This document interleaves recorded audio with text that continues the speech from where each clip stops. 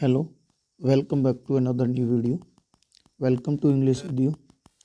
English video में आप सभी का स्वागत है। आज हमारा टॉपिक है वॉइस यानी वाच्य। इस टॉपिक पे आज हम बात करने वाले हैं और ये क्लास 12th और 10th दोनों के लिए ही वेरी मोस्ट इम्पोर्टेंट है, क्योंकि यह हमें 2 नंबर दिलाने वाली क्लास रहेगी। एग्ज़ाम में, बोर्ड एग्ज़ाम से रिलेट करें तो इसमें से 2 नंबर पक्के हमारे आने वाले हैं अगर हमने इस वॉइस यानी वाच्य को पढ़ लिया, जिसमें एक्टिव और पैसिव आते हैं। एक्टिव दिया होता है और उसका पैसिव ट्रांसलेट करना होता है। तो ये आज की हमारी क्लास है। तो चलिए इस क्लास को स्टार्ट करते हैं। यदि आप हमारे इस YouTube चैनल पर नए विजिट कर रहे हैं, आप हमारे इस चैनल को सब्सक्राइब कीजिए, बेल आइकन प्रेस कीजिए। चलिए इस न्यू सेशन को स्टार्ट करते हैं।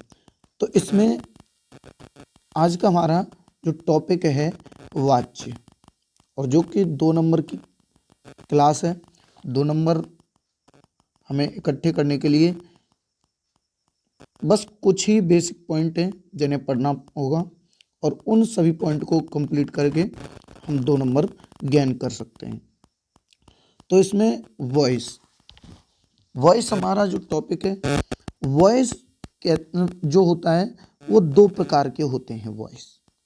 अब वॉइस 2 प्रकार के होते हैं। कौन से होते हैं? वॉइस 2 प्रकार के होते हैं। वो होते हैं, सबसे पहला होता है एक्टिव वॉइस, यानी कर्तवाच्य बोलते हैं, या इसी को हम कर्तावाच्य भी बोल देते हैं। तो इसमें क्या होता है कि जो कर्तावाच्य होता है, इसमें कर्ता की प्रधानता होती है। जहाँ कर्ता प्रधान होता है, कहने का मेरा मतलब है जो सब्जेक्ट होगा वो यहाँ पर मुख्य रूप से प्रधान माना जाएगा, मेन माना जाएगा। जैसे मैंने कोई एक एग्जाम्पल लिया, यहाँ पे आपके सामने एग्जाम्पल है, आई प्ले द चेस। अब ये तो मेरे पास एक्टिव रूप है, लेकिन अगर मुझे यही सेंटेंस पैसिव रूप में बोलना है, तो पैसिव रूप में बोलने के लिए यहाँ पर मुझे कर्म की आवश्यकता पड़ेगी। तो यहाँ पर कर्म की आवश्यकता पड़ेगी, तो सीधी सी बात है, वहाँ पर कर्मवाच्य हो जाएगा, यानी पैसिव वॉइस हो जाएगा। अब पैसिव वॉइस में क्या है? पैसिव वॉइस में हमेशा कर्म प्रधान बनता है। अब जैसे यहाँ पर हमने देखा कि जो कर्तावाच्य था, इसमें सब्जेक्ट मेनली था। यह अब जब पैसिव करेंगे तो इसमें हमारा ऑब्जेक्ट सब्जेक्ट का रूप ले लेगा, और सब्जेक्ट का रूप लेने से, जैसे ये ऑब्जेक्ट है द चेस, तो द चेस आ जाएगा हमारा सबसे आगे, चेस। अब वाक्य कौन सी कैटेगरी का है? वाक्य है हमारे पास प्रेजेंट इंडेफिनिट कैटेगरी का, और इंडेफिनिट कैटेगरी में इज एम आर का प्रयोग करते हैं, जो कि हम आगे पढ़ने वाले हैं। तो हमने चेस के साथ लगाया इज। उसके बाद पैसिव वॉइस में प्ले की थर्ड फॉर्म प्लेड, और बाई मी, आई का ऑब्जेक्ट होगा मी। इन सभी चीज़ों को आगे पढ़ने वाले हैं। इसके बाद अगर हम इन सभी बातों पर चर्चा करें, तो पैसिव वॉइस बनाने की जो क्रियाविधि है, उस पैसिव वॉइस की क्रियाविधि में सबसे पहली बात होती है कि हमें पैसिव वॉइस बनाते समय सबसे पहले ये याद रखना है कि जो सब्जेक्ट है और जो ऑब्जेक्ट है, उसके बारे में अगर बात करें, तो जो ऑब्जेक्ट है उसको यहाँ आपको सब्जेक्ट बनाना है पैसिव कैटेगरी में, और जो सब्जेक्ट है उसको आपको ऑब्जेक्ट बनाना है पैसिव कैटेगरी में। ये हमारा एक्टिव रूप है और ये है हमारा पैसिव रूप। अगर एक्टिव रूप में हमारे पास सब्जेक्ट सपोज दैट आई है, तो इसका ऑब्जेक्ट यहाँ पर मी हो जाएगा, और अगर हमारे पास ऑब्जेक्ट मी है तो इधर लाएंगे तो यह सब्जेक्ट आई हो जाएगा, कुछ इस प्रकार से। अब हमें यह पता होना चाहिए कि जो वाक्य हैं हम पैसिव कितने रूप का बना सकते हैं, इन सभी को हमें आज जानकारी करनी है। हमारे पास अगर बेसिक तौर पे देखा जाए तो हमारे पास होते हैं टेंस की कैटेगरी होती है 3, और उन तीनों के 4-4 रूप होते हैं। तो 4-4 रूप होने का मतलब ये हो गया हमारे पास 12 प्रकार के वाक्य बन जाते हैं, और 12 प्रकार के वाक्यों में से केवल हम 8 प्रकार के वाक्यों को ही पैसिव वॉइस में ट्रांसलेट कर सकते हैं। 8 जो वाक्य होते हैं उन्हीं का हम पैसिव वॉइस बना सकते हैं। अब 8 वो पैसिव वॉइस हैं कौन से जो बना सकते हैं जिन्हें हम, तो वो है हमारे, जैसे प्रेजेंट इंडेफिनिट टेंस है। अगर प्रेजेंट इंडेफिनिट का वाक्य एक्टिव रूप में, तो आपको उसे पैसिव वॉइस ट्रांसलेट करते टाइम इज एम आर का प्रयोग करना होगा। जब आप ऑब्जेक्ट को सब्जेक्ट बना लेंगे तो अब इसी सब्जेक्ट के अकॉर्डिंग आपको ये हेल्पिंग वर्ब लगानी होगी। उसके बाद अगला देखें तो वो है प्रेजेंट कॉन्टिन्यूस टेंस। अब प्रेजेंट कॉन्टिन्यूस में आप जानते हैं कि रहा है, रही है, ये अगर बेसिक इसकी पहचान देखी जाए, या फिर हुआ है, हुई है, ये शब्द आते हैं। अब इनके साथ आपको पता है कि जो हेल्पिंग वर्ब होती है इज एम आर लगी होती है ऑलरेडी, तो हमें पैसिव वॉइस ट्रांसलेट करते टाइम इज एम आर तो लगाना ही है अकॉर्डिंग टू सब्जेक्ट, लेकिन उसके साथ ही साथ हमें बीइंग भी जोड़ देनी है, क्योंकि जो उसकी क्रिया में, मुख्य क्रिया में आईएनजी लगी होती है, उसको रिमूव करेंगे तो वहाँ उस जगह पर हमें बीइंग लगाना होगा, क्योंकि पैसिव वॉइस हमसे ऑल टाइम ये कहता है कि हमें मेन वर्ब की थर्ड फॉर्म चाहिए, और पैसिव वॉइस में हमेशा मेन वर्ब की थर्ड फॉर्म पाई जाती है। उसके बाद आगे देखें तो तीसरा बनता है हमारा प्रेजेंट परफेक्ट टेंस का। इसमें हैज या हैव ऑलरेडी होती है, तो हैज और हैव के बाद में बीन जोड़ना है। सब्जेक्ट देखना है हमें, सब्जेक्ट क्या है, उसमें हैज लगेगी या हैव लगेगा, उसके साथ हमें बीन भी जोड़ देना है। उसके बाद अगला है प्रेजेंट परफेक्ट कॉन्टिन्यूस। इसका हमारा पैसिव वॉइस नहीं बनता।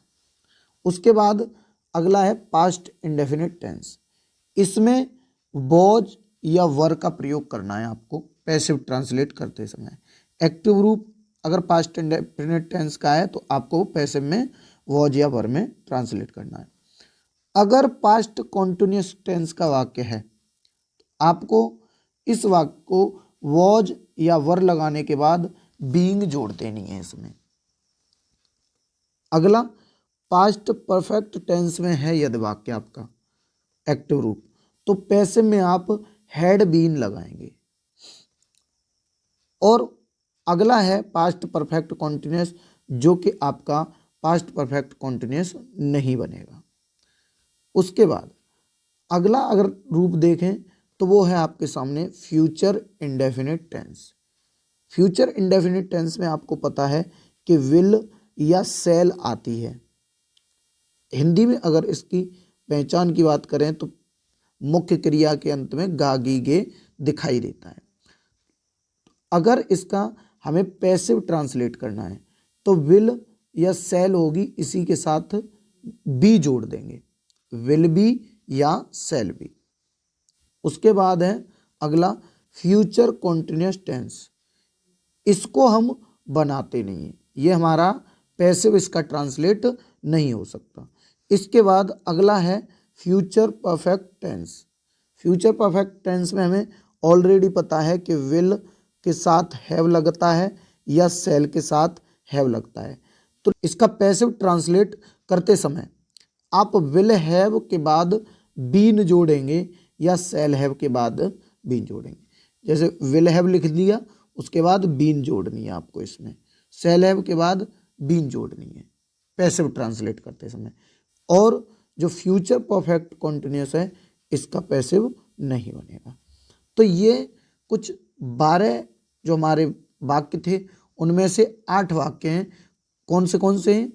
8 वाक्य हमारे वो हैं, एक तो प्रेजेंट इंडेफिनिट टेंस बना सकते हैं, प्रेजेंट कॉन्टिन्यूस टेंस बना सकते हैं, प्रेजेंट परफेक्ट टेंस बना सकते हैं। उसके बाद पास्ट इंडेफिनिट टेंस बना सकते हैं, past continuous, past perfect tense. उसके बाद नेक्स्ट है फ्यूचर इंडेफिनिट टेंस बना सकते हैं और फ्यूचर परफेक्ट टेंस बना सकते हैं।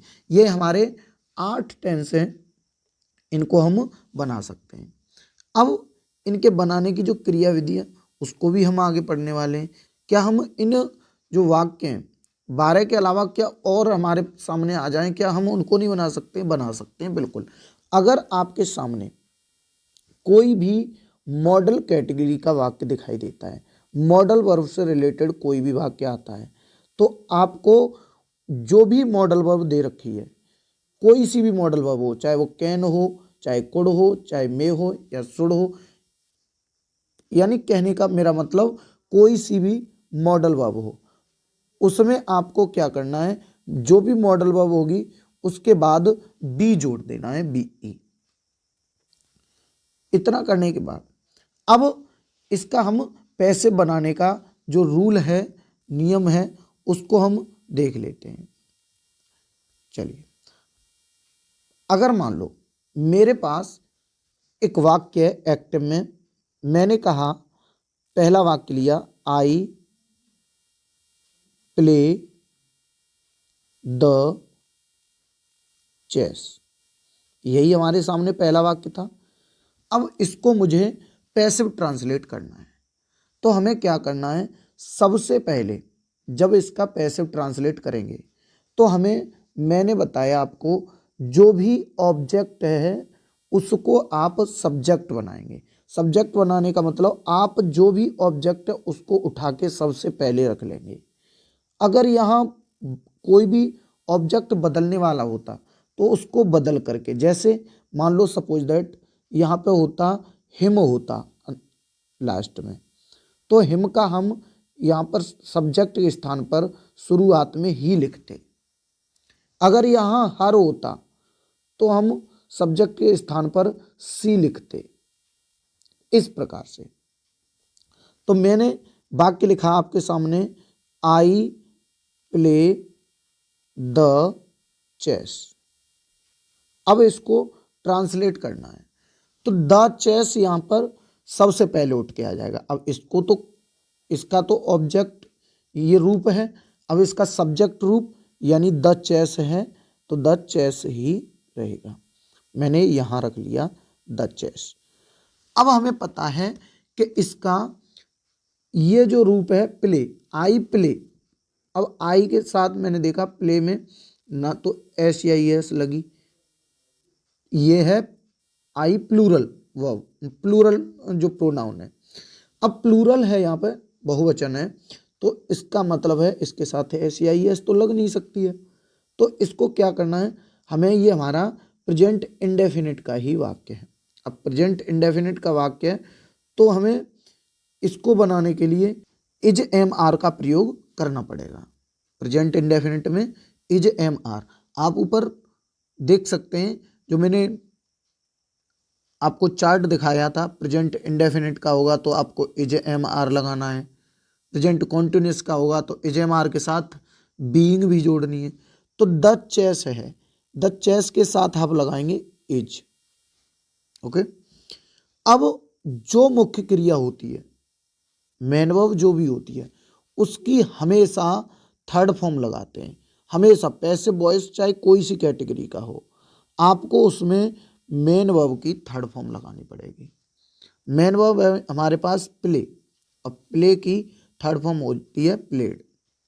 उसके बाद इसमें एक वर्ड होता है बी बाई, इसको जोड़ना होता है हमें। अब इसको क्यों जोड़ना होता है उसको अभी मैं बताने वाला हूं। बाई लगाएंगे और बाई लगा के जो भी आपके पास सब्जेक्ट है उसको आप ऑब्जेक्ट बनाएंगे। आई का ऑब्जेक्ट क्या होगा, मी। आई का ऑब्जेक्ट क्या होता है, मी। तो ये हमारा इसका पैसिव बन गया। अब बाई यहां पर क्यों लगाते हैं और बाई का मतलब क्या है, मैं अगर इस वाक्य को अर्थ रूप में रूपांतरण करूं और इस वाक्य का रूपांतरण करूं तो इन दोनों का मतलब एक ही होना चाहिए, अर्थ में कोई भी भिन्नता नहीं आनी चाहिए, बेशक वाक्य को पढ़ दें। आई प्ले द चेस, मैं चेस खेलता हूँ, शतरंज खेलता हूँ। अब इसका भी अर्थ यही होना चाहिए। द चेस यानी शतरंज, इज प्लेड खेला जाता है, बाई का मतलब होता है यहाँ पर के द्वारा, बाई मी, के द्वारा या फिर द्वारा बोल सकते हैं। तो जो शतरंज है वो मेरे द्वारा खेला जाता है, या मैं शतरंज खेलता हूं या मेरे द्वारा शतरंज खेला जाता है, बात तो एक ही है। तो ये हमारा पैसिव रूप हुआ। एक और पैसिव देखते हैं। मान लो मैंने एक पैसिव लिया, he has done his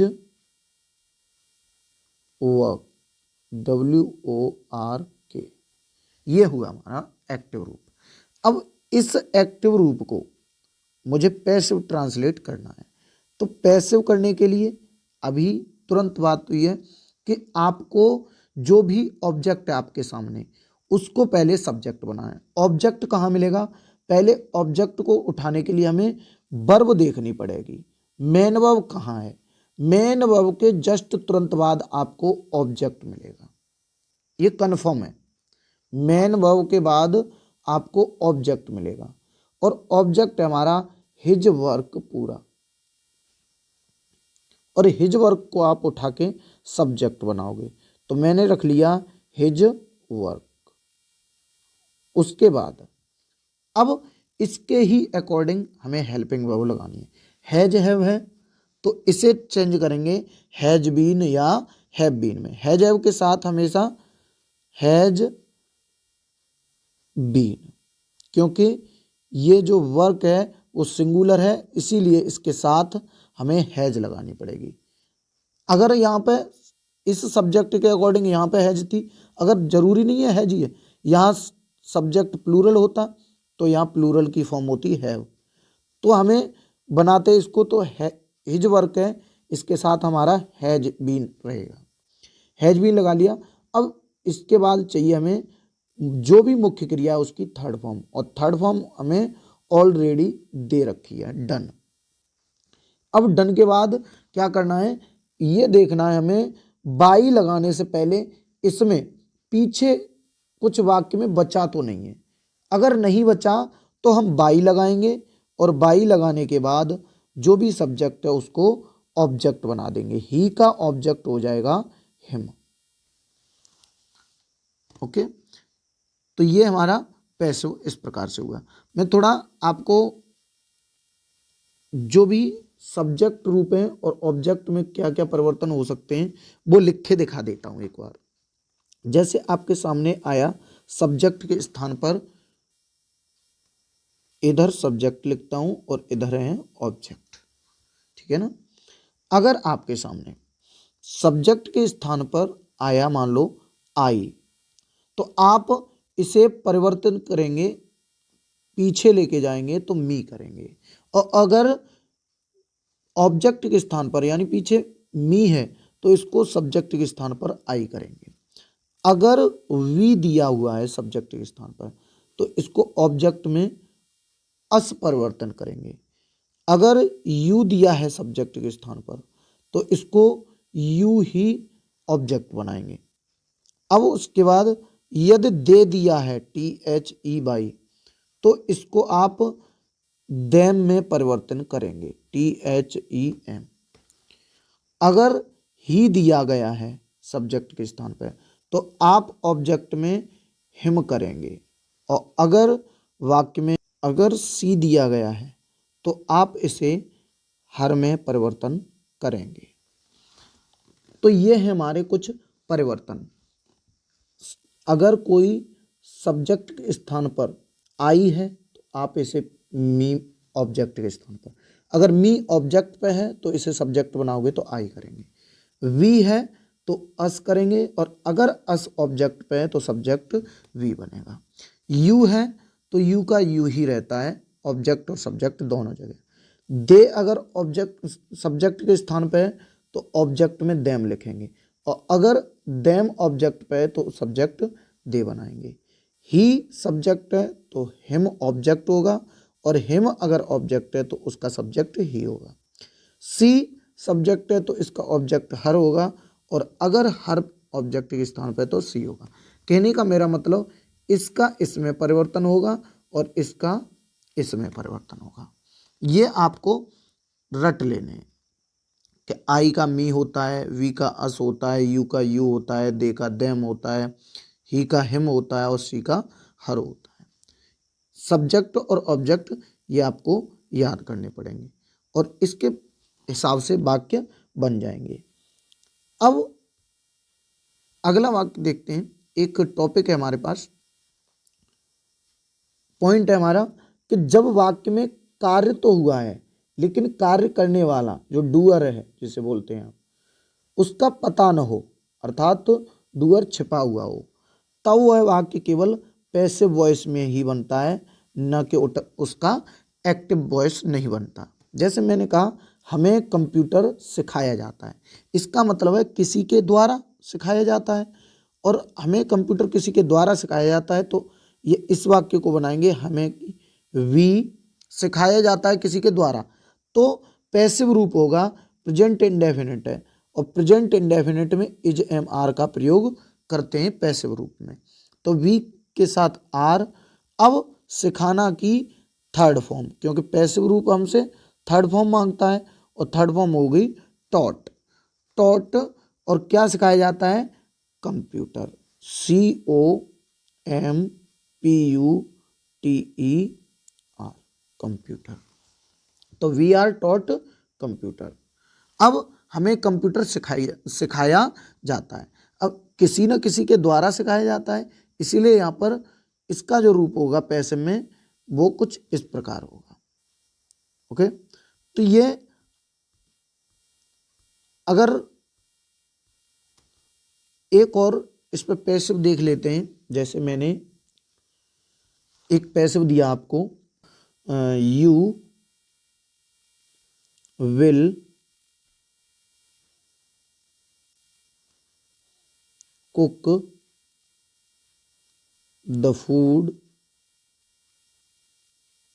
today. ये मैंने आपको एक्टिव रूप दे दिया।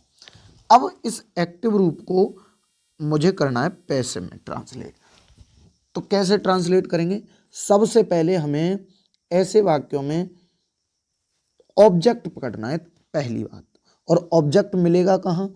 मैंने अभी बताया आपको कि जो भी मुख्य क्रिया है, मेन वर्ब है, उसके तुरंत बाद आपको ऑब्जेक्ट दिखाई देगा। ये बात कन्फर्म है। मुख्य क्रिया है मेरे पास कुक, और कुक के जस्ट तुरंत बाद है द फूड, तो ये मेरे पास यहां पर ऑब्जेक्ट हो गया। अब इसको मैं उठा के सबसे पहले सब्जेक्ट बनाऊंगा, और सब्जेक्ट बनाएंगे तो द फूड सबसे पहले आ गया। द फूड लगाने के बाद इसके बाद हमें अब हेल्पिंग वर्ब लगानी है, और हेल्पिंग वर्ब क्या लगेगी? यहां पे विल, तो विल के साथ बी या सेल के साथ बी लगाते हैं। अब 10 फूड है तो इसके साथ तो विल ही लगेगा, विल, और उसके बाद बी, विल भी लग गया। अब मुख्य क्रिया जो भी है उसकी हमेशा थर्ड फॉर्म लगती है। पैसिव वॉइस हमसे यही कहता है कि मुख्य क्रिया की थर्ड फॉर्म, तो कुक की हो जाएगी कुक्ड। अब हमें क्या करना है? सब्जेक्ट को ऑब्जेक्ट बनाने से पहले हमें यह देख लेना है कि कोई कुछ अदर वर्ड बचा तो नहीं है। हाँ, बचा है हमारे पास टुडे, तो इसको भी लिख देते हैं पहले, टुडे। अब लगाना है हमें बाई, बाई, और बाई के बाद जो भी सब्जेक्ट है उसको ऑब्जेक्ट बना देंगे। सब्जेक्ट यू है और यू को ऑब्जेक्ट बनाओगे आप तो यू का ऑब्जेक्ट यू ही रहता है। ये हुआ हमारा पैसिव रूप। अगर इसका कोई भी नेगेटिव रूप पूछे तो नेगेटिव रूप हमें विल के बाद नॉट जोड़ देनी है और उसके बाद बी अलग हो जाएगा। यानी जो भी रूप होता है वो हेल्पिंग वर्ब के बाद में हमें नॉट उसमें जोड़ देनी है। जो भी हेल्पिंग वर्ब होगी उसके बाद नोट जोड़ देनी है। ये हमारा इसका रूप होता है। एक इंटेरोगेटिव का वाक्य देख लेते हैं कि अगर मान लो कोई इंटेरोगेटिव में हो और इंटेरोगेटिव वाक्य हो, उसका पैसिव बनवाया हो हमसे, तो उसको कैसे बनाते हैं? Did he sing a song yesterday और क्वेश्चन मार्क। इसका हमें पैसिव बनाना है। Did he sing a song yesterday, क्या उसने कल एक गीत गाया था, या क्या उसने कल एक गीत गाया। अगर इसका मुझे पैसिव बनाना है तो सबसे पहले इसमें हेल्पिंग वर्ब है, तो हमें भी पहले ही हेल्पिंग वर्ब का यूज कर लेना है। अब हेल्पिंग वर्ब तो जब ही लगाएंगे जब हमें जो भी ऑब्जेक्ट है उसका पता पड़ जाएगा। तो ऑब्जेक्ट है हमारे पास ए सॉन्ग, क्योंकि मेन वर्ब सिंग है और इसके जस्ट तुरंत बाद ए सॉन्ग यहाँ पे हमारे पास ऑब्जेक्ट है। इसको आप उठा के आगे लाएंगे, लेकिन ये सॉन्ग तो सिंगुलर है और सिंगुलर के साथ आप पास्ट इंडेफिनिट में पैसिव करेंगे तो आप लगाएंगे वॉज लगा लिया। अब इसके बाद जो भी ऑब्जेक्ट है उसको आगे रखना है, तो ए सॉन्ग रख लिया। अब ए सॉन्ग सिंगुलर था, इस वजह से सिंगुलर वर्ब आई है हेल्पिंग वर्ब। और अगर प्लूरल होता ये सॉन्ग्स होते तो वहां यहां पर हम वर्ब का प्रयोग करते हैं। तो ए सॉन्ग। अब इसके बाद हमें लगाना है मुख्य क्रिया की थर्ड फॉर्म। मुख्य क्रिया है हमारे पास सिंग और सिंग की थर्ड फॉर्म होती है संग। अब इसके बाद जो भी रह बचा, जो भी बच गया, क्योंकि सब्जेक्ट को ऑब्जेक्ट बाद में बनाते हैं, उससे पहले हमें ये देख लेना है कुछ बचा तो नहीं है। तो बच गया हमारे पास यस्टरडे, तो इसको भी पहले रख दो यस्टरडे। और इसको लगाने के बाद आपको क्या करना है, बाई लगाना है, और बाई लगा के जो भी सब्जेक्ट है उसको आप यहाँ पर ऑब्जेक्ट बना देंगे। तो ही का ऑब्जेक्ट हो जाएगा हिम, और क्वेश्चन मार्क आप भी लगा देंगे, क्योंकि पैसिव रूप में बना रहे हैं तो इसमें क्वेश्चन वर्ड से स्टार्ट है। तो इसमें क्या है, हेल्पिंग वर्ब से स्टार्ट है, हमारा भी हेल्पिंग वर्ब से स्टार्ट हुआ, तो क्वेश्चन मार्क लास्ट में लगाना है। मैंने बताए थे कि जो पैसिव वॉइस हैं वो टेंस 3 होते हैं और उनके प्रकार होते हैं 12, 4 सबके होते हैं, यानी टेंस 3 होते हैं और तीनों के 4 प्रकार होते हैं, यानी टोटल 12 हो जाते हैं। तो उनमें से जो 8 पैसिव बनते हैं उनके जो नियम हैं, उनके सेंटेंस जो हैं उनकी प्रैक्टिस करने वाले हैं। सबसे पहले प्रैक्टिस करेंगे और उसके बाद हम देखेंगे कि जो हमारे पास इम्परेटिव वाक्य हैं उनको कैसे इम्परेटिव वाक्यों को पैसिव में ट्रांसलेट करते हैं। चलिए, इससे पहले मैं आपको वही पुरानी जो लिस्ट है उसको मैं दिखा देता हूँ कि ये जो आपको जानकारी होना जरूरी है। इसका आप स्क्रीनशॉट ले लीजिए और इसको आप रट लीजिए। ये है आपके पास जो 12 के 12 जो एक्टिव से पैसिव बनाने वाले जो नियम हैं वो ये हैं आपके सामने, और इनको आपको याद होना चाहिए। ये सारे के सारे याद होने चाहिए कि जब प्रेजेंट इंडेफिनिट का वाक्य होगा तो उसे इज एम आर में पैसिव में बदलेंगे। पैसिव में आपको helping verb is am are लगानी पड़ेगी। अगर कॉन्टिन्यूस का है तो इज एम आर के साथ बीइंग जोड़नी पड़ेगी। ये सारे के सारे आपको एक बार ये लिस्ट देख लेनी है। अब इसके बाद हमें एक और चीज़ याद होनी चाहिए, एक चीज़ जरूर पता होना चाहिए कि जो बदलाव होते हैं, यानी हमारा जो एक्टिव टू पैसिव बनाते हैं तो उसके लिए हमारे पास कुछ बदलाव चाहिए होते हैं। जैसे आज हम ये हमारे आपके लिए प्रैक्टिस के लिए जो सेंटेंस लेके आए हैं तो उसमें कुछ बदलाव होते हैं। जैसे पीछे ऑब्जेक्ट के स्थान पर मान लो यहाँ पर हिम आ गया, तो इसको सब्जेक्ट के स्थान पर ले जाएं तो क्या होगा। तो ये भी आपको मैं लिस्ट दिखा देता हूँ। तो ये है आपके पास आपके सामने जो, जैसे अगर सब्जेक्ट के स्थान पर आई आता है तो उसको आप मी में परिवर्तित करेंगे, वी आता है तो उसको अस में, यू आता है तो यू में, और अगर ही सब्जेक्ट के स्थान पर आता है तो ऑब्जेक्ट हिम होगा, सी आता है तो हर, दे आता है तो देम। यानी हम सब्जेक्ट के स्थान पर ऑब्जेक्ट बना रहे हैं सब्जेक्ट को, तो कुछ इस प्रकार से करेंगे, अगर इसी ऑब्जेक्ट को सब्जेक्ट बनाएंगे तो कुछ इस प्रकार से करेंगे। तो ये हमारे पास इसका नियम है, इसको आप स्क्रीनशॉट कर लेना। और जो हु वाला पॉइंट होता है जिसमें आपको हु देखने के लिए मिलता है, जब वाक्य में हु दिखाई देगा तो उसके लिए आपको पैसिव में बनाने के लिए सबसे पहले बाई हुम लगाना पड़ेगा, फिर हेल्पिंग वर्ब। इसको भी मैं आज आपको डाउट क्लियर कर दूंगा बिल्कुल कि कैसे क्या वाक्य बनता है। चलिए वीडियो को बिना देरी किए स्टार्ट करते हैं।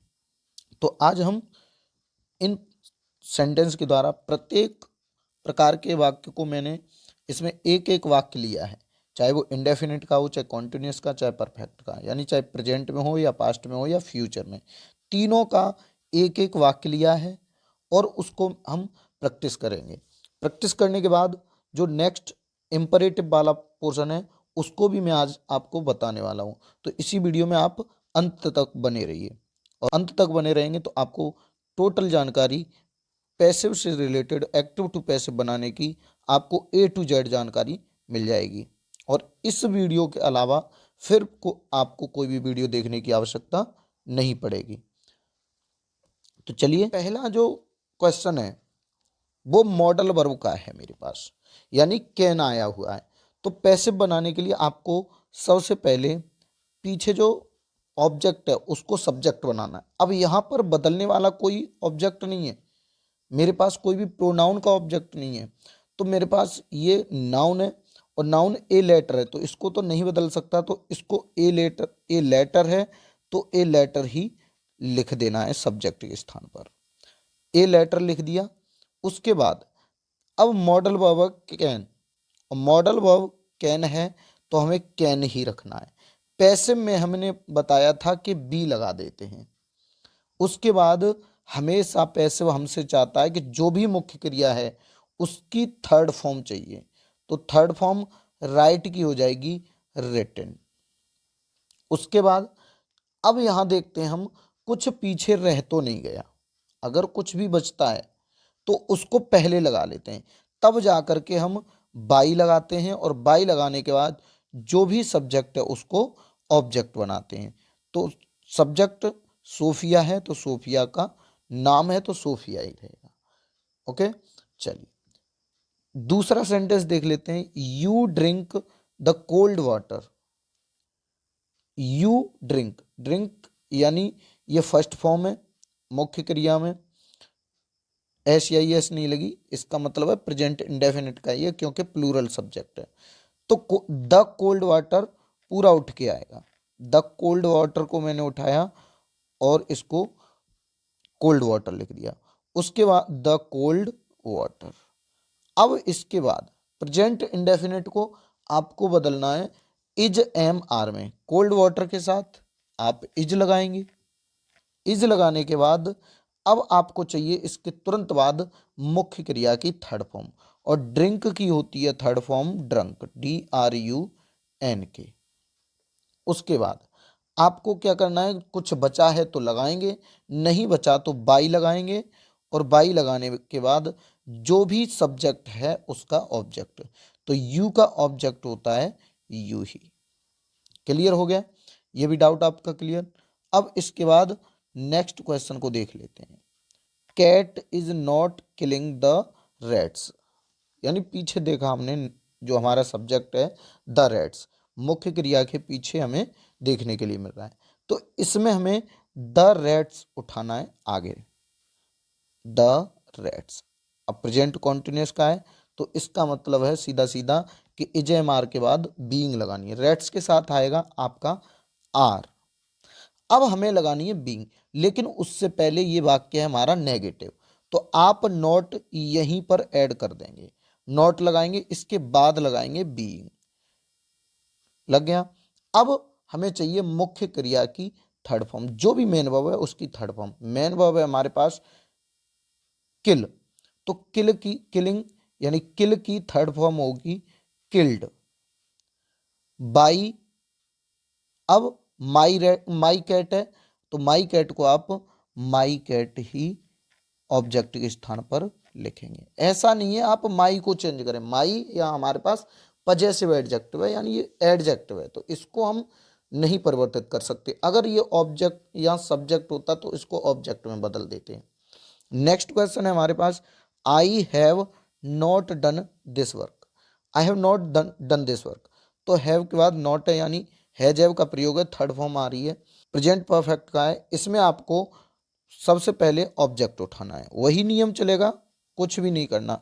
दिस वर्क सबसे पहले उठाया, दिस वर्क लगाया, और इसके बाद हेल्पिंग वर्ब, अब इसके अकॉर्डिंग हैज आएगा, और हैज के पीछे हमें जोड़ना है बीन, तो हैज बीन हो गया। लेकिन इससे पहले हमें नॉट भी दिया है, तो बीच में ही नॉट लगा लेना है। क्या लगा लेना है? नॉट, और उसके बाद तब लगाना है बीन। तो the work, this work has not been. अब मुख्य क्रिया जो भी है उसकी थर्ड फॉर्म, तो डन, कुछ बचा है नहीं बचा, तो उसके बाद बाई लगाएं, और आई का अब इधर बनाना है आपको ऑब्जेक्ट। उसी जो आपको स्क्रीनशॉट आपने लिया था वही आपको पूरी रट लेनी है, सब्जेक्ट का ऑब्जेक्ट क्या होगा, तो आई का ऑब्जेक्ट होता है मी। चलिए नेक्स्ट क्वेश्चन को देख लेते हैं। नेक्स्ट क्वेश्चन क्या है हमारे पास, people spoke Sanskrit in ancient time. Spoke मुख्य क्रिया ये रही हमारे पास, सेकंड फॉर्म है, इसके जस्ट तुरंत बाद हमें ऑब्जेक्ट मिल जाता है। तो संस्कृत हमारा यहाँ पे, संस्कृत के बाद में इन एंशियंट टाइम, ये प्राचीन समय में, प्राचीन भारत में, तो इसका मतलब ये हमारे पास अन्य शब्द हो गया। स्पोक के बाद संस्कृत जो है उसको उठा के आप आगे लगाएंगे, तो Sanskrit, Sanskrit. Spoke past indefinite, was या वर, तो यहां पे संस्कृत के साथ आप लगाएंगे वॉज। स्पोक की थर्ड फॉर्म स्पोकन, स्पोकन। अब स्पोकन के बाद जो भी रह बचता है, मैंने बताया था अभी आपको कि सबसे पहले आप ये देख लेंगे कुछ बचा तो नहीं है, जो भी बचता है उसको आप बाई से पहले ऐड कर लेते हैं। तो मेरे पास बचा इन एंशियंट, एंशियंट इंडिया। अब इसके बाद लगा देंगे आप बाई लगा के, और क्या बचा? पीपल, PEOPLE, ये हो गया हमारा वाक्य। नेक्स्ट देख लेते हैं, Anjali was buying some new bangles. तो ये है, इसमें हमसे क्या कह रहा है कि वॉज आया है, और वॉज वर्ग के बाद में ING आ रही है, इसका मतलब पास्ट कॉन्टिन्यूस है।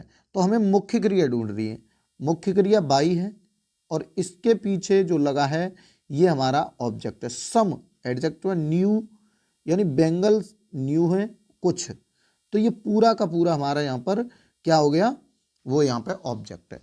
तो इसको आप सब्जेक्ट बनाएंगे, सब्जेक्ट बनाएंगे तो सबसे पहले लिखेंगे सम न्यू बेंगल्स,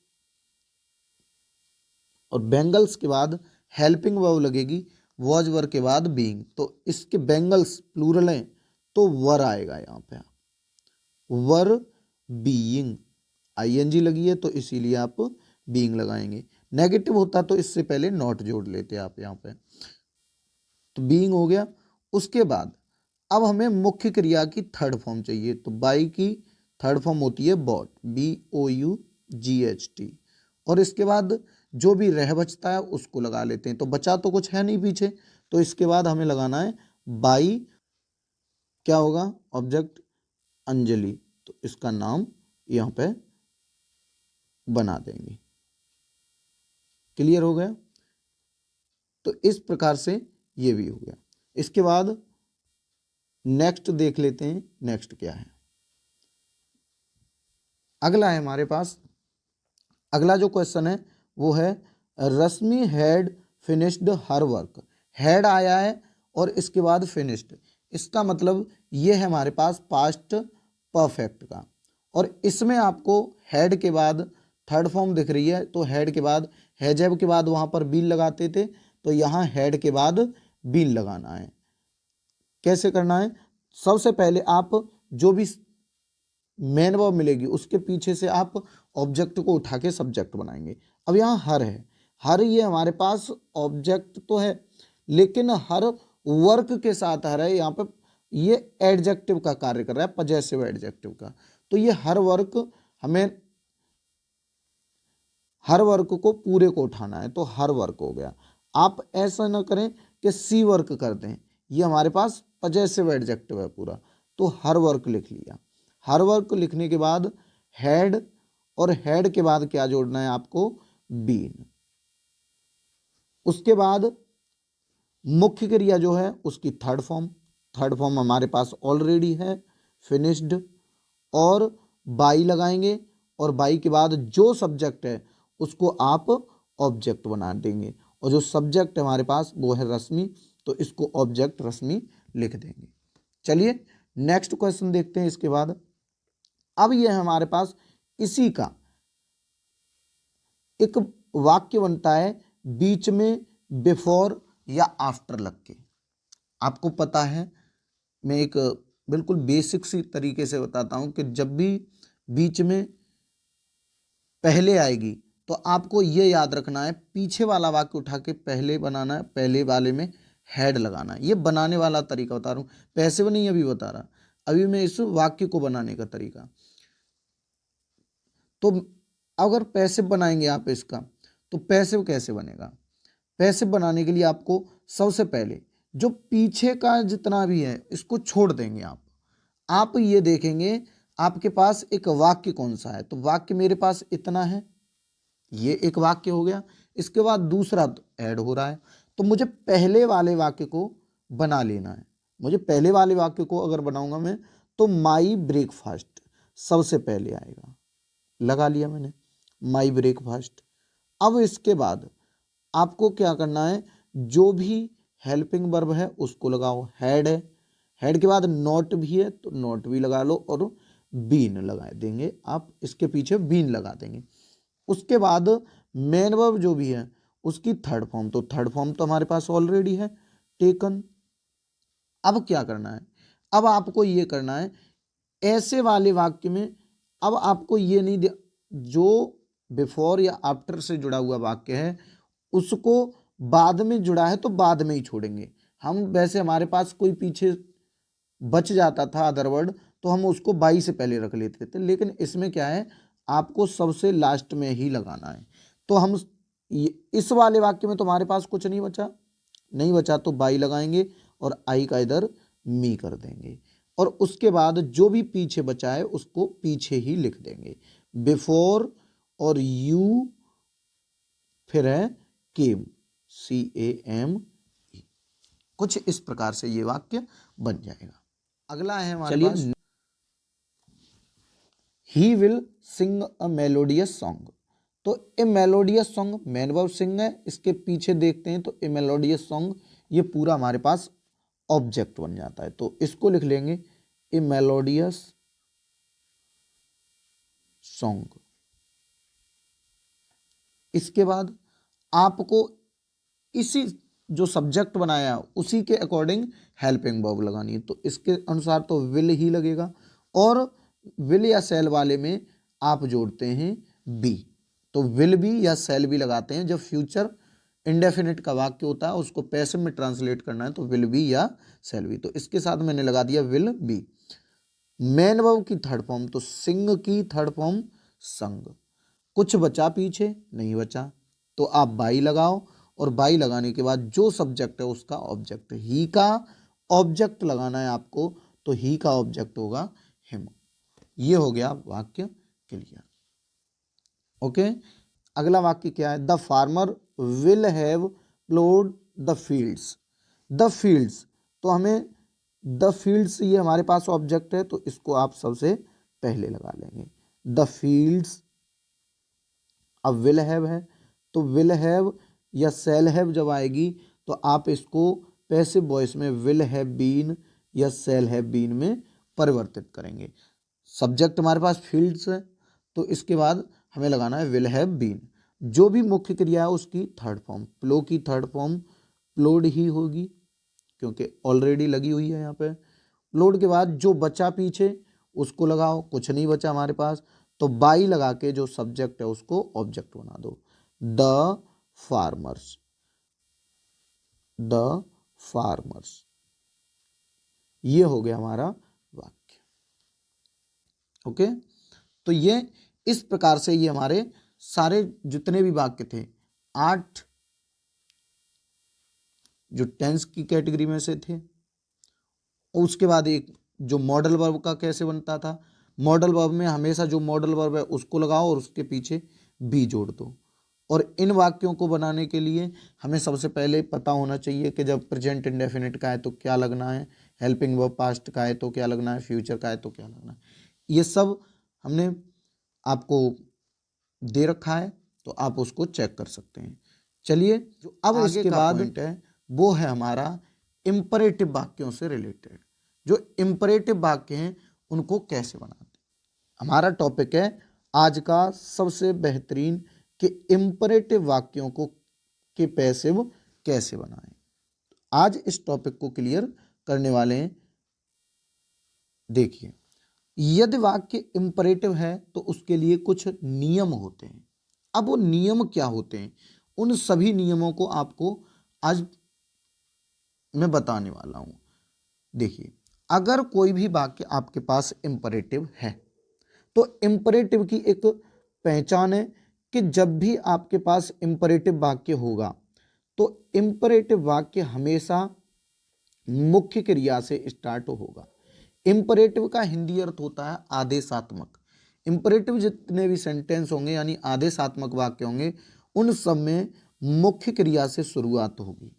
जो वाक्य होता है उसमें यू जो होता है वो हिडन होता है, छिपा हुआ होता है, यानी वो महसूस तो होता है हमें लेकिन उसको दर्शाया नहीं जाता।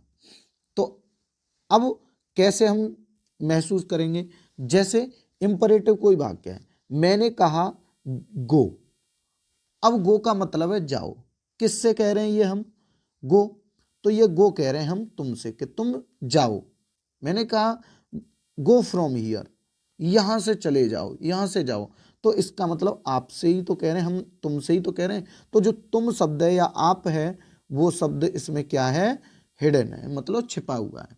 अब ऐसे वाक्यों में जो इंपरेटिव वाक्य हैं उनके पैसिव बनते कैसे हैं, सबसे पहली बात इसका जो नियम होता है पैसिव बनाने का वो क्या होता है। देखिए, जब भी आपके सामने यदि आपको इंपरेटिव वाक्य दिखता है तो सबसे पहले आपको लेट लगाना पड़ेगा। इतना डाउट क्लियर है, मतलब ये जब कंडीशन है जब ना ही उसमें कोई एडवाइस दी गई हो, ना ही रिक्वेस्ट की गई हो और ना ही उसमें ऑर्डर दिया गया हो, तब है ये साधारण वाक्य के लिए। इंपरेटिव का हो तो उसमें आप सबसे पहले लेट लगाएंगे। उसके बाद आपको जो भी ऑब्जेक्ट है उसको आपको लगा लेना है यहां पर। फिर आपको बी लगाना है। क्या लगाना है, बी, यानी सबसे पहले लेट, उसके बाद जो ऑब्जेक्ट है उसको, और उसके बाद बी, फिर जो भी मेन वर्ब है उसकी थर्ड फॉर्म। ये तो आप जानते ही हैं कि पैसिव हमेशा थर्ड फॉर्म मांगता है। मैंने भी बताया आपको कि जब भी पैसिव बनाओगे आप तो पैसिव में हमेशा थर्ड फॉर्म चाहिए और पैसिव में थर्ड फॉर्म लगाओगे मेन वर्ब की। उसके बाद आपको क्या करना है, जो रह बचता है पीछे उसे लगा लो। अगर नहीं भी बचता तो इसके बाद आप बाई यू शो कर सकते हैं। यदि आपको उचित लगे तो शो कर सकते हैं और नहीं करेंगे तो क्या वाक्य गलत माना जाएगा, बिल्कुल नहीं होगा। बाई यू को आप नहीं शो करते हैं तो कोई बड़ी बात नहीं है, कोई इश्यू नहीं है। क्लियर है ना इतनी बात। तो अब इसी वाक्य को, ये जो वाक्य दिया है मैंने, इसको आप एक बार देख लेते हैं। वाक्य हमारे पास डू इट, तो सबसे पहले आपको लगाना है लेट। इतना कर पाएंगे? ऊपर दिया हुआ ये जो नियम है उसी के अकॉर्डिंग लेट लगा लिया। उसके बाद अब हमें लगाना है, पीछे से ऑब्जेक्ट को उठाएंगे, मुख्य क्रिया के बाद इट है तो इट लगा दिया। उसके बाद आपको लगाना है बी। इतना कर पाएंगे? बी लगा लिया। अब जो भी मेन वर्ब है उसकी थर्ड फॉर्म, तो डू की थर्ड फॉर्म है डन, DONE। डू की थर्ड फॉर्म सेकंड डिड होती है और थर्ड होती है डन। क्लियर? अब आप वाक्य को यहीं भी छोड़ सकते हैं, और यदि नहीं छोड़ना चाहते तो आप इसके पीछे बाई यू सो भी करा सकते हैं, कोई बड़ा इशू नहीं है, क्योंकि यहाँ पर सबसे आगे यू छिपा हुआ है और यू को हम ऑब्जेक्ट बनाएंगे तो बाई, पैसिव वॉइस में बाई लगाते हैं हम, और बाई लगाने के बाद ही ऑब्जेक्ट को दर्शाया जाता है। तो आप यदि यहाँ पर यू सो करा देते हैं तब भी कोई दिक्कत नहीं है, और नहीं भी कराते तो भी कोई दिक्कत नहीं है। क्लियर है ना? चलिए, अब इसके बाद नेक्स्ट क्वेश्चन है। अब नेक्स्ट क्वेश्चन है हमारे पास डू नॉट, मतलब नेगेटिव दे दिया हमें, नेगेटिव दे दिया, तो नेगेटिव में क्या है? अब नेगेटिव का भी कोई बड़ा ज्यादा दिक्कत नहीं है, क्योंकि हमने पीछे भी पढ़ के आए हैं कि जो भी हमारे विल या सेल के बाद बी आता है या विल हैव आता है उसके बाद बी ना आता, तो विल के बाद नॉट लगाते थे और उसके बाद बी। तो यहां पर हमें क्या करना है? यहां पर हमें करना है कि बी से पहले, हमेशा बी से पहले नॉट जोड़ते नहीं है, तो लेट लगाएंगे आप। अच्छा, इसके बाद आप द वाइन, ऑब्जेक्ट आपके पास द वाइन है तो द वाइन लगा लेंगे, द वाइन।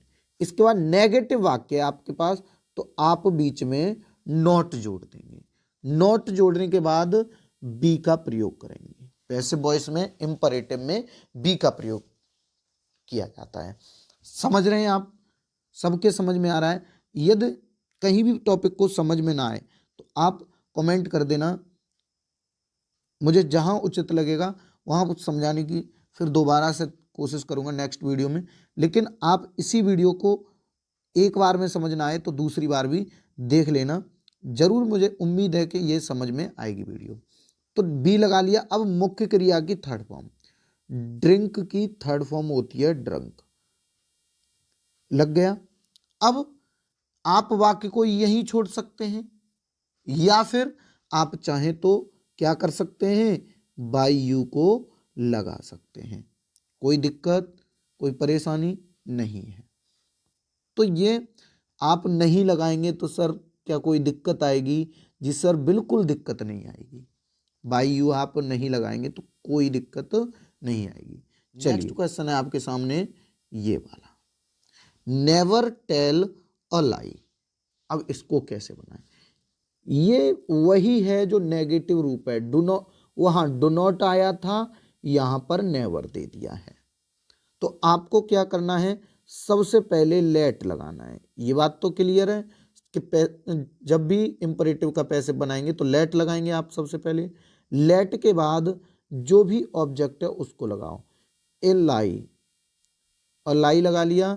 इसके बाद अब हमारे पास डू नॉट का होता तो यहीं पे नॉट लगाते, तो इसमें नेवर है, नेगेटिव है तो नेवर लगा लिया। बी, और इसके बाद जो भी मेन वर्ब है उसकी थर्ड फॉर्म, टेल की थर्ड फॉर्म टोल्ड। क्लियर है ना? आप इसे यहीं छोड़ दें या पीछे बाई यू लगा सकते हैं। ओके, चलिए अब अगला टॉपिक है वो है हमारे सामने, ये क्या है टॉपिक? यदि किसी वाक्य में प्लीज या काइंडली शब्द का प्रयोग हुआ है तो पैसिव बनाते समय इन शब्दों को हटाकर, इन शब्दों का मतलब ये प्लीज और काइंडली को हटाकर यू आर रिक्वेस्टेड टू, सबसे पहले यू आर रिक्वेस्टेड टू लगा देंगे। प्लीज आया है, चाहे ये प्लीज पहले आए या फिर आए बाद में, तो आपको क्या करना है, प्लीज को हटा करके या काइंडली को हटा करके यू आर रिक्वेस्टेड टू लगा देना है। उसके बाद प्लस है, बचे हुए वाक्य को जैसा का तैसा रख देते हैं। कहने का मेरा मतलब है जहां भी प्लीज आया है या काइंडली आया है इसको तो हटा देंगे आप और वहां पर you are requested to passive में जोड़ देंगे। और इतना जोड़ने के बाद शेष जो वाक्य बच जाए प्लीज या काइंडली को छोड़ के उसको आप जैसा का तैसा लिख देंगे। तो चलिए एक बार एग्जाम्पल के द्वारा देख लेते हैं। पहला वाक्य क्या है, प्लीज कॉल हिम। तो प्लीज आ गया सबसे पहले, तो प्लीज को आप हटाएंगे, किस में बदलेंगे, यू आर रिक्वेस्टेड टू, इतना कर पाएंगे। अब क्या करना है, इसे तो हटा दो, मतलब जब इसका तो पूरा क्लियर हो गया, यू आर रिक्वेस्टेड टू लग गया। अब जो भी बचा उसको आप पीछे इसके जोड़ देंगे, तो कॉल हिम बचा, इसको आप यहां पर जोड़ देंगे। ये हो गया वाक्य आपका क्लियर। अब पीछे सर बाई यू क्यों नहीं लगाया, क्योंकि यू यहां पर हमने सो ही करा दिया है और ऐसे वाक्य में इसका मतलब है यू आर रिक्वेस्टेड टू, आपसे विनती की जाती है कि कॉल हिम, उसे बुलाइए या उसे बुला दो। यहां पे मैंने कहा था प्लीज कॉल हिम, कृपया उसे बुला दीजिए या बुला दो, तो यहां पर हमने विनती कर ली, इसका मतलब भी प्लीज ही हुआ। अच्छा, अब उसके बाद अगला क्वेश्चन है। अब अगले में क्या कहा है, don't touch me please. Please सबसे लास्ट में दिया है, अब तो हमें कोई दिक्कत नहीं है, पीछे दे दिया कोई बड़ी बात नहीं है, लेकिन भाई साहब यहां पर सर जी डोंट दे रखा है और डोंट को आप क्या करना है, डोंट जब भी आएगा या डू नॉट आएगा तो आपको नेगेटिव वाक्य में रिक्वेस्टेड के बाद नॉट जोड़ देना है। क्या बात समझ में आई, यानी रिक्वेस्टेड के बाद आपको नेगेटिव यानी नॉट जोड़ देना है। कैसे, यू आर रिक्वेस्टेड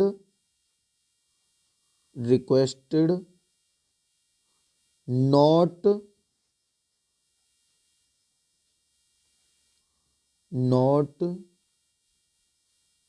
टू, इतना जोड़ देंगे।